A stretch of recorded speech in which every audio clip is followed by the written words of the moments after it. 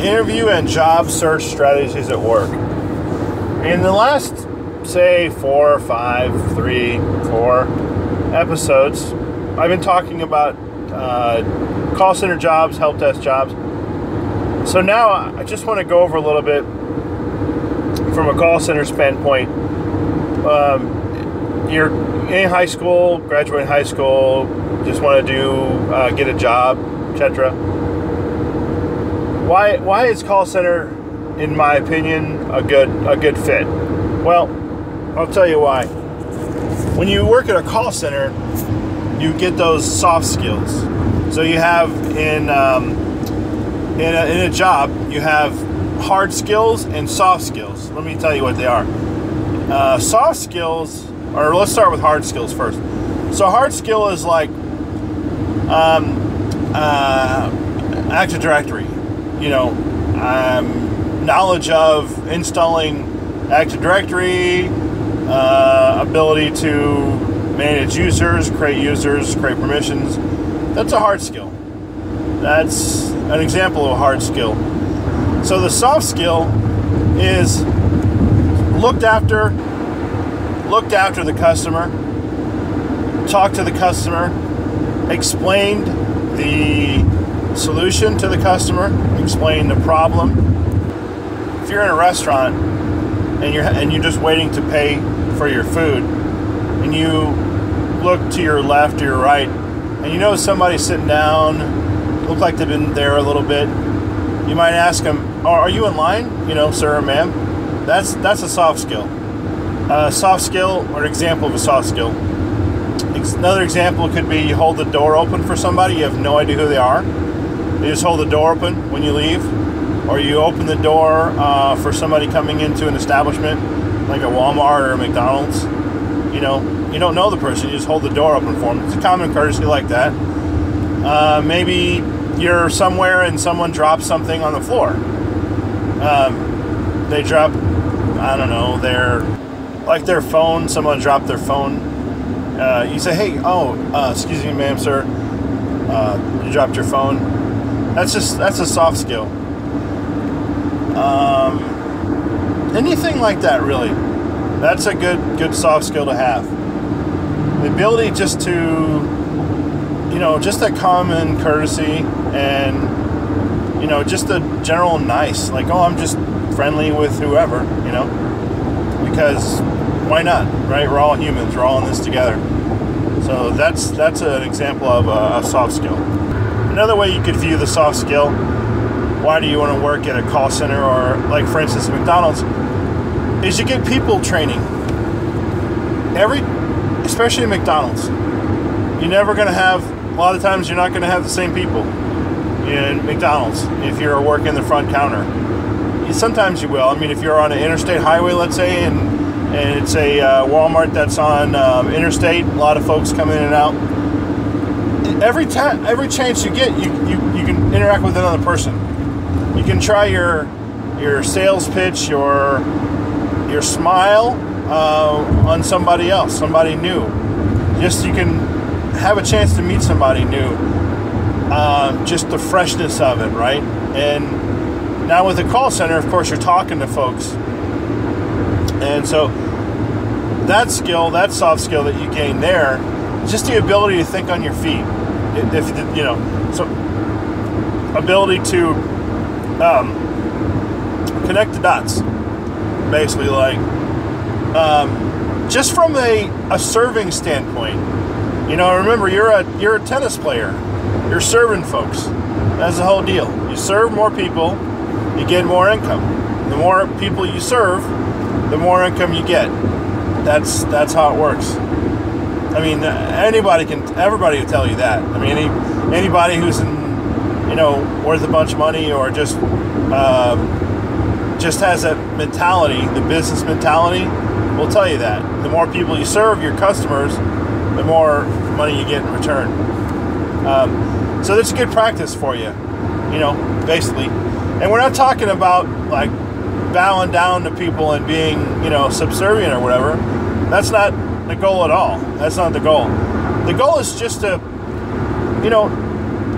figure out what they want, and make it easy for them.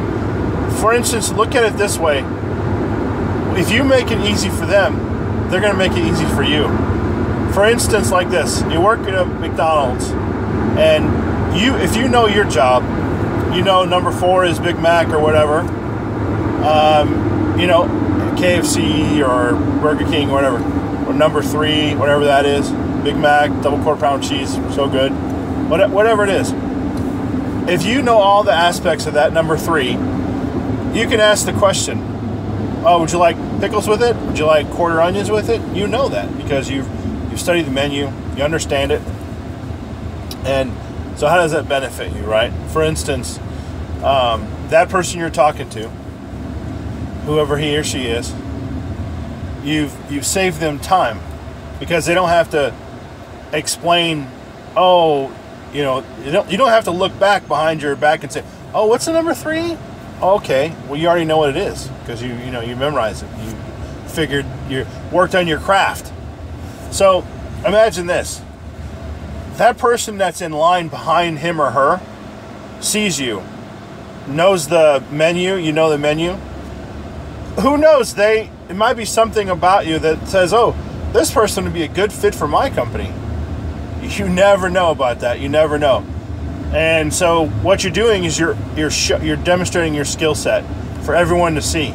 Even your manager. If just the little things like that, your management will see that and say, oh, that's good. And if they don't, at least you have that skill set. Somebody's going to recognize that. Believe that. It's just going to happen. You do it enough times, somebody's going to recognize it. Plus you have a habit like now. You have that habit of going the extra mile, and just really figuring out your job. What's the flip side of that? So what's the flip side? The flip side is go and do your work. Hey, how's it going? Hey. Nice to see you. Oh, okay, I'm here. Yeah. Okay. I have to look every time at the menu because I didn't study it and I don't focus on my job. Well, what's going to happen is they're going to stick you flipping burgers, dude, because you're not facing the customer. You're not the face of the company. Get back in there and flip some burgers, youngin'. That's what they'll say, right? Or make me some fries. And so you can imagine now you're a fry cook, right? You're not in front of folks. Every day you just do the same thing. Fry, burger, flipper, making fries. Focus on that. Make that your craft. So, for instance, how can you, take the hamburgers and make them faster? How can you make them quicker than you normally do? What techniques can you use? How can you get your burgers wrapped quicker than everybody else? How can you present your hamburger in such a way that it looks like on the package? It's not all sloppy. How many times has anybody been to like McDonald's and you get the burger, the double quarter pounder cheese, and that little container thing, and it doesn't look like what's on the picture. Like, what is this? This is just like sloppy. Like, there's no.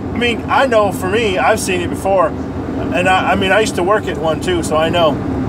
And you look at it and say, oh, that's kind of sloppy. It's whoever put that together. Oh gosh, I don't know what's their deal.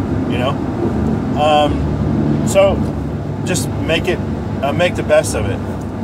Do your very best at whatever job you're in, and then eventually you're going to get promoted, or you're going to get your accolades will be given to you. And it may not happen as quick as you want either, by the way. But those skills that you're learning, the soft skills in a call center or McDonald's or fast food, for instance, those are easily translated anywhere else. Because the ability to talk to people as well and relate to folks.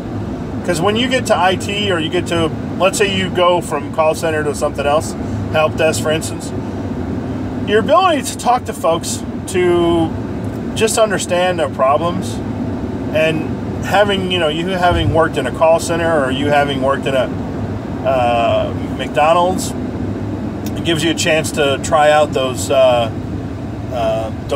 skills to what works with people. how to talk to folks, right? Again, use that McDonald's, that fast food job, that call center job as a training ground for you. Like, I'm really learning a lot of cool stuff. Yeah, So, yeah. Okay, well, that is about it for today's podcast. Thank you very much for viewing, or rather listening to the podcast, and have a great day.